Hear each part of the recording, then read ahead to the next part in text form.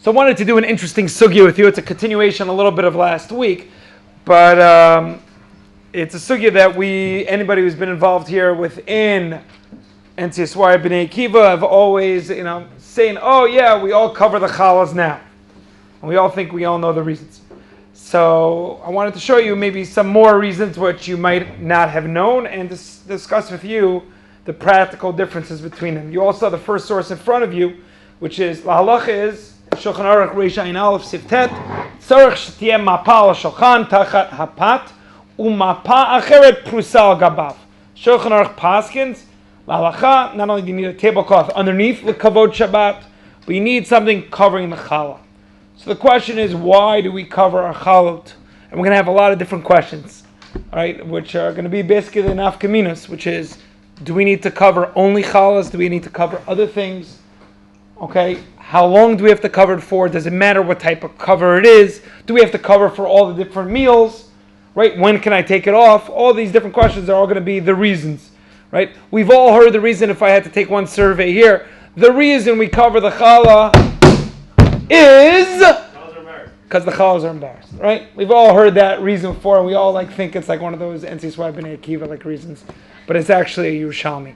And the truth is, we have to actually see it inside. I hope you saw it inside already. That was the first source. Hopefully you got through the three reasons that we cover the challahs.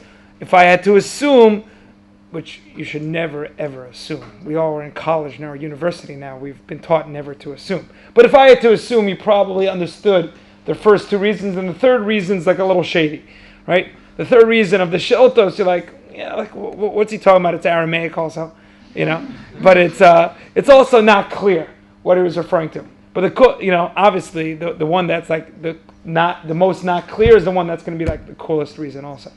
Okay. So let's try to go through the three reasons. So the first source, after the first source, was the Torah quoting the Yerushalmi that says, not everybody holds it to Yerushalmi, but we're going to leave it as the Yerushalmi now. It says, Yerushalmi kamar shelo yireh hapat bushato. The pot shouldn't be embarrassed, shouldn't see its embarrassment, or her embarrassment, its embarrassment, whatever you want to say. Perush, shu mukdam b'pasuk. Because we know it says Eretz Chita Usara v'Gefen Tein Averimon, and Hilchot Brachot we follow the order of the pasuk. Vayaroi lahaktimo bebracha umagdimin bebirchat hayayin. We should have had Eretz Chita Usara. Should have had Birchot Hamotzi before, but here we make Kiddush first. That is the first reason. Tosfot in the second reason quotes. I have my sources. I'm not sure if these are the sources in front of you also, but. Tosfot quotes another reason, which is Zeichel Aman. That one you might have heard of also, right? And we heard that reason before tonight. For that reason before, the Zeichel Aman, right? I don't know if it's there also. There's many things we do that are Zeichel Aman over Shabbos. What else do we do that's Zeichel Aman over Shabbos? Help me out. Lechem Mishnah. What else?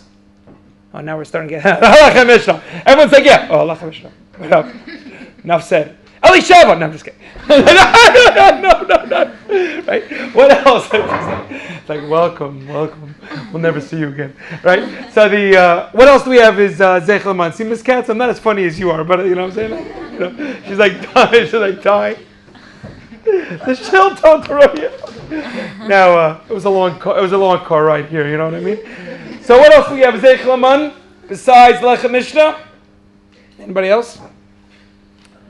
Anybody have kugel over Shabbos? It's called pashkida, right? Some people say it's the exact same reason. We have what we're about to see also. Other reasons why we have, because of the different layers. You know what I'm talking about? Jessica's like, wait, what are you talking about, Rabbi? What you talking about, Rabbi? Now you get it? Right? The different layers? Good. What else do we do? Zeichel Aman. Some people say. We've talked about this last year. We talked about it. We gave a whole shiur about it. How about 3 meals in Shabbat? We'll say that's also, right? Hayom, dealing with that. Right? Dealing with the man. What? Zeichel Aman, because that's where the Hayom is referring to. That's the man. That's where it's referring to. The Psukim in Parashat B'Shalach, I think chapter 16. Right? It says 3 times there Hayom. Okay? Another reason, women, hopefully. Women! Right? It's like, women! Right? Young ladies. Candles? Right? Candles! That's Sachor and Shamor. I wouldn't go there. Right? But the ladies eating Shal Shabbos. Right? I mean, because a lot of people say, oh, right? A lot of people will say women don't have to eat shalashudas, but they do. Right? It's a machlokas rishonim, we discussed that also. Why do women have to eat shalashudas? Like what? Yes, women have to eat shalashudas.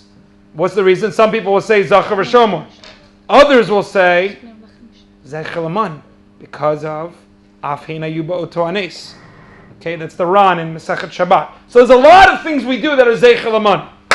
Okay, so here we had Tosfot talking about v'yesh mefaresh zechelaman Tosfot Masechet Pesachim shelo haya yorei b'Shabbatot v'Yom Tov, which is a machloket. The concept of Yom Tov, not so simple. Different dayot. Tosfot in Masechet Beitza Daf Bet on the Bet talks about whether it fell on Yom Tov also, but here we have Tosfot saying since it didn't fall on Shabbat and Yom Tov, vayatal milamala ula milamata va'man b'intayim. Right, they had the dew. There were double layers, if you will, right, covered. So that's right. The dew covered the mana or the man both underneath and it had a top layer.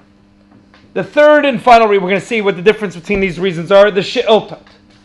Okay, the she'iltot is brought down by both the Rashbam and Tosfot there also. And the truth is, there are different ways to understand the she'iltot. But let's read the she'iltot in front of you. The she'iltot, the Rabbi Chai Gon in Parshat Yitro says, "Ukruvi taka mikame de mekadesh lo mekarvinan b'yom Shabbat." Says you should not bring the table before you make Kiddush on Shabbos. Now, just historically, they used to have small little tables, right? They didn't have one big table now. Tosfot talks about how it evolved, and now we have a big table, right? And this is important to know. Historically, when you learn about the Seder, they talk about being oker the shulchan, uprooting the table. Nowadays, we don't uproot the table. But it used to be they have those little mini tables, right? So you have little mini tables. So says the she'iltot, do not bring the table before you make Kiddush on Shabbos. Why? My timer. In order that this Suda should be literally Kavod Shabbat. Liyakra the Shabta, Kavod Shabbat. Okay? And if you did, then you're Poris Alav Mappa and then Mekadesh. Right? And this is what if you did, you do not remove the table, you just cover it over with a tablecloth and you make Kiddush. As the Breita says, Vishavin, they agree, She'ein Mevin the fun of Shulchan, unless you first did Kiddush. So the question is, what is this reason about?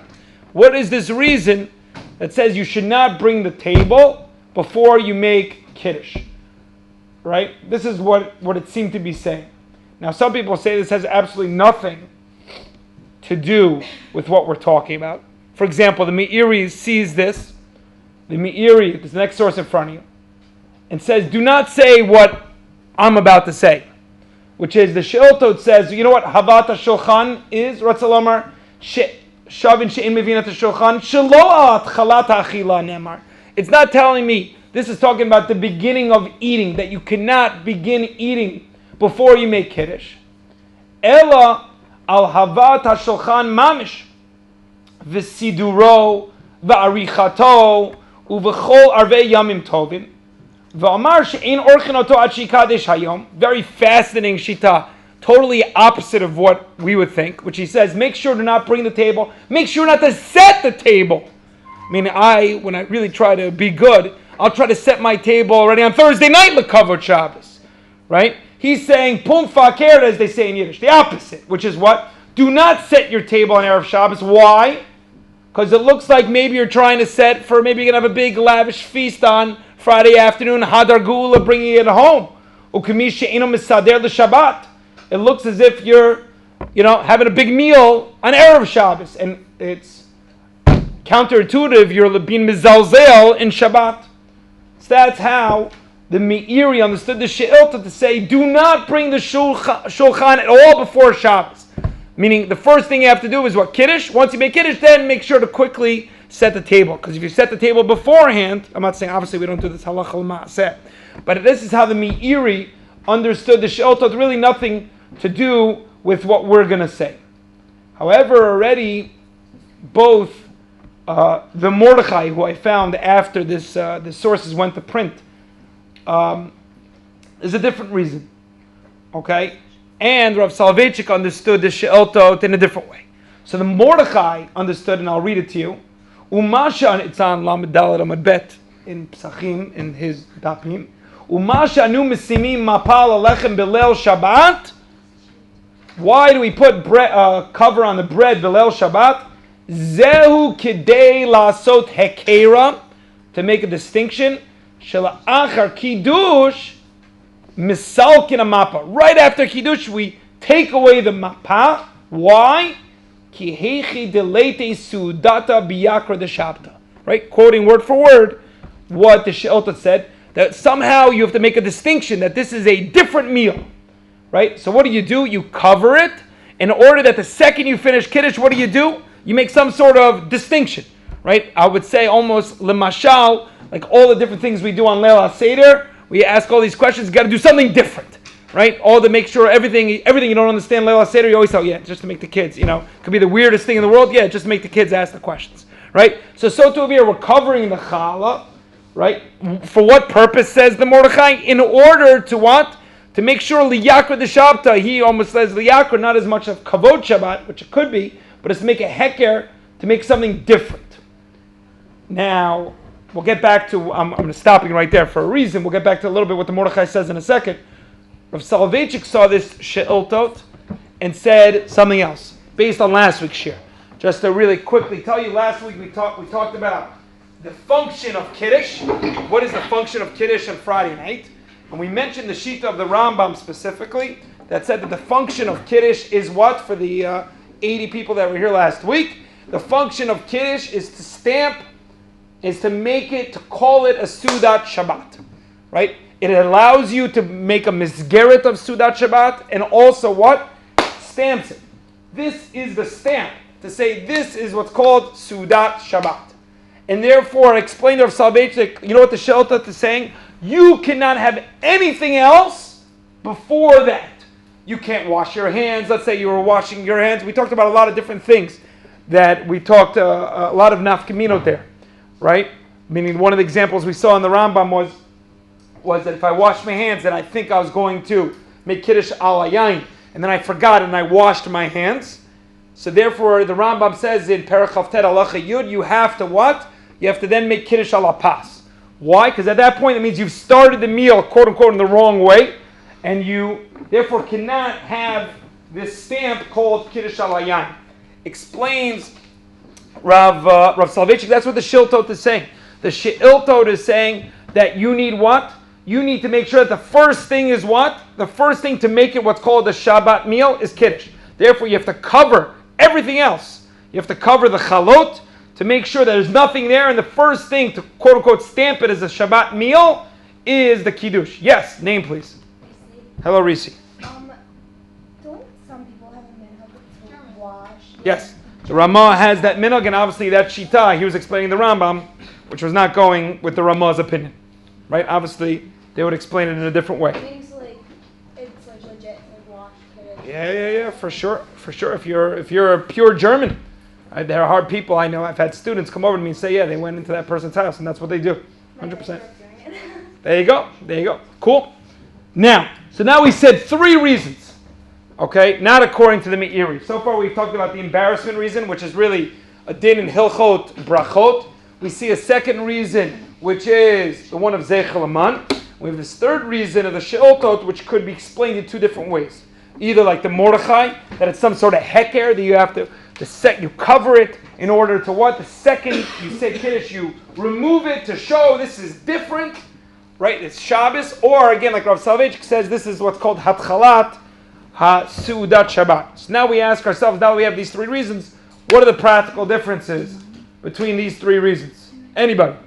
I gave you a lot of different sources. There's probably around 4 to 6 different practical differences. Yeah, give me one, Eitan. I know the Rav talks about zonos at Kiddush. Good. So the question is, Eitan talks about mizonos at Kiddush, right? Do I have to not only cover challah, but maybe I have to cover if I have rogalach? I'm on a diet, so we don't talk about rogalach. Let's say I had rice cakes. No, right? I have like 5 rice cakes a day now, right? Rogalach, right? Marzipan rogalach at a Kiddush. Do I need to cover do I need to cover the Rogalach at Kiddush? The truth is, so let's start thinking. Before we even look at all the different nafkaminas, we already saw the first source of the Shulchan Aruch said what? What do you cover? What was the first source saying? In Siman Reish Ayin Aleph, the first source, what did he say? Pot. Right? So if you just look straight at the Shulchan Aruch, he says pot. I will point out to you that I did see, if I'm not mistaken, if you look down in the sources, did anybody see explicitly not only pot but bizonos? Did anybody get into those sources? The Chai Adam. The Chai Adam said straight out, not only do you have to cover bread, but he also brings down that you have to cover pot. You have to cover mizonos. Right? In Chai Adam, in Klavav Sif Yud Gimel, he says, "V'tzarich sheyechasa alechem b'shah shemekadesh bein b'layla bein b'yom, sharei bircha tamotzi or borei mizonot is kodemet lebirchat borei pri agafim."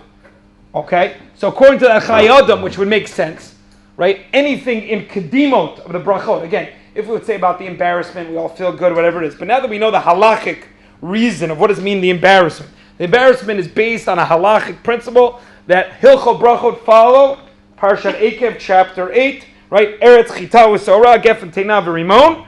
Okay, so the Chai Adam says very logically that what's embarrassed, it's not only the pot's embarrassed, but the Borei Minei Mizonot is embarrassed. If it would be, let's say, the Zeichel Aman on a very, Mitzad Svarad, you have to cover the Mizonos? Probably not, because the man is probably lechem, the simplest interpretation. If you're being kovesud on the Mizonot, then... Okay, as I said, probably not. It might make a difference when it comes to Sudah Shlishit. Jessica, very, very good also. Okay, now I'll tell you, Eitan, when you quoted Rav Soloveitchik, he wasn't quoting based on that reason, right? He was not quoting what we just said based on the Chai Adam. What he was talking about covering Borei Minei Mizonot was based on the She'iltot. Okay, because he was saying based on the She'iltot, what did we say? We said that what? It's the start of the meal, right? It's got to be the start of the Sudat Shabbat. So at the start of the Sudat Shabbat, not only do you have to cover the Mizonos, but probably you have to cover everything. Okay, he would go, Rav Soloveitchik, according to that Shita, which is brought down in Divrei Harav, his new sefer of Schechter, you probably have to cover everything, not only the Borei Minei Mizonot, but everything. That might be, again, a nafkamina of what you have to cover based on seemingly the nafkamina between the first reason of the Hilchot Brachot. You might have to cover the Borei Minei Mizonot, as the Chai Adam said. The Zeichel Aman, the simple pshat is you only have to cover bread. It could very well be if you're making a shalashudas on something else but bread and fruit, for example, might be probably, again, if it's Zeichel Aman in its most strict sense, you probably do not have to cover. And then according to Rav Soloveitchik, not only would you have to cover bread, you would have to cover everything on the table, because this has got to be the Hatchalat HaSudah, and that's why if you ever hang out with Rav Schechter at a meal, this is what he bases it on. Okay? Now, of course my computer died.